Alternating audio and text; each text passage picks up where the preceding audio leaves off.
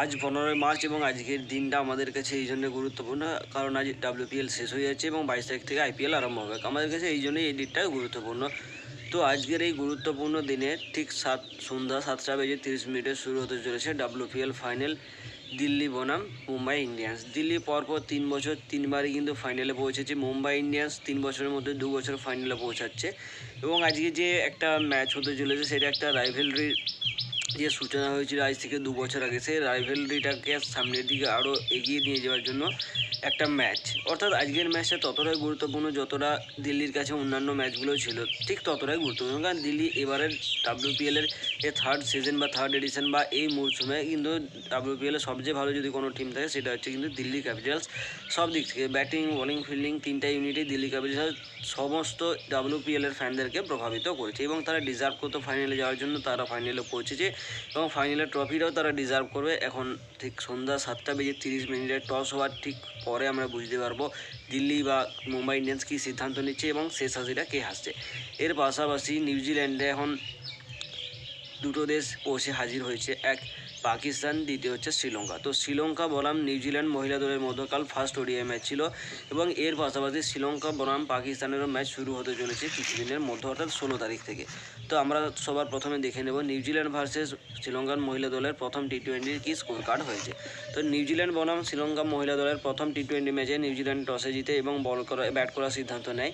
New Zealand প্রথমে bat করতে নেমে 101 রান করে 10 উইকেট হারিয়ে 18.5 ওভারে, যেখানে এমা ম্যাকলড 44 রান, সুজি বেটস 21 এবং জেসকের 10 রান করে এবং নিউজিল্যান্ডের তরফ থেকে first, second, third highest run স্কোরারদের মধ্যেও তারাই রয়েছে। বাকিবাদ যারা ছিল তাদের স্কোর কার্ডটা না জানলেও চলবে, সেরকমই একটা স্কোর কার্ড ছিল। নিউজিল্যান্ডের তরফ থেকে মালিকা মাদারা 14 রান দিয়ে 3 উইকেট, কাভিসা দিলেরি 18তে 2 এবং ইনুসি প্রিয়দর্শিনী 25 রান দিয়ে 2 উইকেট তুলে নেয়। নিউজিল্যান্ড 102 রান চেস করতে সময় নেয়, সবচেয়ে কম যেটা হতে পারে, অর্থাৎ 14.1 ওভারে নিউজিল্যান্ড 102 রান চেস করে নেয় 3 উইকেট হারিয়ে, যেখানে ক্যাপ্টেন চামারি আটাবাটু 64তে নট আউট, নীলাক্ষী ডি সিলভা 12ই নট আউট এবং কাভিসা দিলারি 12 রান করেন। নিউজিল্যান্ডের তরফ থেকে একমাত্র বোলার জেসকার, সে 2 উইকেটে 18 রান দিয়ে এবং নিউজিল্যান্ড তাদের 1-0 ব্যবধানে সিরিজের যে আমরা বলি না সিরিজে এগিয়ে আছে, তো নিউজিল্যান্ড সেটা খুব সহজভাবে জিতে এবং তাদের সিরিজে 1-0 ব্যবধানে লিড নিয়ে নেয়। এর পরবর্তী দিনে আমরা পাকিস্তান ভার্সেস নিউজিল্যান্ডের স্কোয়াড দেখি। তার আগে বলে রাখা ভালো, পাকিস্তান নিউজিল্যান্ডে গিয়ে 5টা T20 এবং 3টা ODI খেলবে এবং নিউজিল্যান্ড যে টাইম সেট করছে তাতে করে পাকিস্তান এবং ভারতের বা বাংলাদেশের বা আমাদের সাউথ এশিয়ার সমস্ত দর্শকদের রাতের বেলার ঘুম ভেঙে কিন্তু এই খেলাটা দেখতে হবে। কারণ নিউজিল্যান্ডের এগেনস্টে যে T20 সিরিজ রয়েছে সেটা শুরু হতে চলেছে সকাল 6:45 এবং যে ODI সিরিজ রয়েছে সেটা শুরু হতে চলেছে ভোর 3:30। তো প্রথম T20 ম্যাচ রয়েছে 16ই মার্চ 6:45, দ্বিতীয় T20 18, তৃতীয় 21, চতুর্থ 23 এবং পঞ্চম T20 ম্যাচ রয়েছে 26শে মার্চ এবং তাদের প্রথম ODI ম্যাচ শুরু হতে চলেছে 29শে মার্চ, দ্বিতীয় 2ই এপ্রিল এবং তৃতীয় প্রায় 5ই মার্চ 3:30 বেজে, অর্থাৎ আমাদের যেখানে মধ্যরাত চলে সেখানে কিন্তু নিউজিল্যান্ড বনাম পাকিস্তানের ম্যাচ চলবে। এর পাশাপাশি যদি আমরা নিউজিল্যান্ডের স্কোয়াড দেখে নিই, সেখানে নিউজিল্যান্ডের তরফ থেকে ক্যাপ্টেন করা হয়েছে মাইকেল ব্রেসওয়েলকে, Finn Allen, Mark Chapman, Jacob Duffy, Zak Foulkes, Mitchell Hay, Matt Henry, Kyle Jamieson, Daryl Mitchell, Jimmy নিসামের কামব্যাক হচ্ছে, Will Rourke, Tim Robinson, Ben সিয়াস, টিম সাইফার্ট এবং সোফি।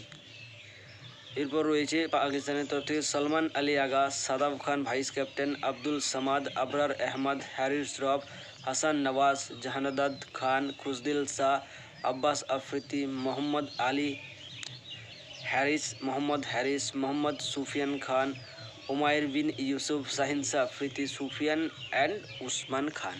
তো পাকিস্তান এবং নিউজিল্যান্ডের যে স্কোয়াড রয়েছে সেখানে নতুন এবং অপরিচিত মুখের কোনো শেষ নেই, দুটো দলেই তাদের ইয়াংস্টারদেরকে খেলাচ্ছে। কিন্তু নিউজিল্যান্ডের তরফ থেকে 7 জন চ্যাম্পিয়ন্স ট্রফি স্কোয়াডে যারা ছিল তারা খেলবে, বাকিবাদ ক্যাপ্টেন এবং কিছু প্লেয়ার চলে আসবে ইন্ডিয়াতে IPL খেলার জন্য এবং IPL শুরু হতে চলেছে 22শে মার্চ থেকে, অর্থাৎ নিউজিল্যান্ড এগেনস্ট পাকিস্তান ম্যাচের ঠিক 6 দিন পর, অর্থাৎ নিউজিল্যান্ড এগেনস্ট পাকিস্তান ম্যাচ কাল থেকে শুরু হতে চলেছে। বাকিবাদ আজকে ফাইনাল WPL দেখা যাক কী হয়, ঠিক সন্ধ্যা 7:30 টিভির পর্দা বা মোবাইলের স্ক্রিন যেখানে চোখ রাখতেই পারো এবং বাকিবাদ তো আর কি বলবো, আর তো বলার মতো কিছু নয়। আজকে WPL দেখো, এনজয় করো, বা তোমাদের কী প্রেডিকশন সেটা তোমরা অবশ্যই দিতে পারো। বাকি সুস্থ থেকেও, ভালো থেকে এবং হাসতে থাকো এবং এনজয় করতে থাকো, যেটা সবচেয়ে জরুরি। বাকি আর দেখা যাক না কী হয়।